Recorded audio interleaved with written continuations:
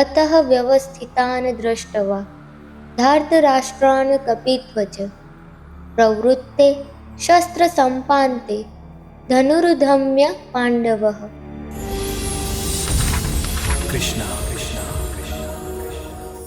આ શ્લોકમાં કહેવામાં આવે છે કે જ્યારે અર્જુન કૌરવોની સેનાને પોતાની સામે ઊભી જોવે છે અને યુદ્ધ શરૂ થવાની ક્ષણ આવી જાય છે, ત્યારે અર્જુન પોતાનું ધનુષ ઉપાડે છે અને યુદ્ધ માટે તૈયાર થાય છે. મિત્રો, આ ક્ષણ ખૂબ જ મહત્વપૂર્ણ છે. એક બાજુ યુદ્ધ શરૂ થવાનું છે અને બીજી બાજુ અર્જુન પોતાના સ્વજનોને સામે જોઈ રહ્યો છે.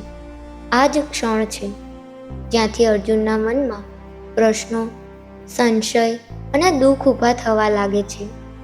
અને આ જ ક્ષણ પછી શરૂ થશે ભગવાન કૃષ્ણ અને અર્જુન વચ્ચેનો મહાન સંવાદ, જેને આપણે ભગવદ્ ગીતા તરીકે ઓળખીએ છીએ. આગળના શ્લોકમાં આપણે જોઈશું કે અર્જુન શું કહે છે અને કેમ તે યુદ્ધ કરવા માટે સંકોચ અનુભવે છે. જો તમને આવા સરળ અને રસપ્રદ રીતે ભગવદ્ ગીતા સમજવી ગમે તો વિડીયોને લાઈક કરો અને ચેનલને સબસ્ક્રાઈબ જરૂર કરજો.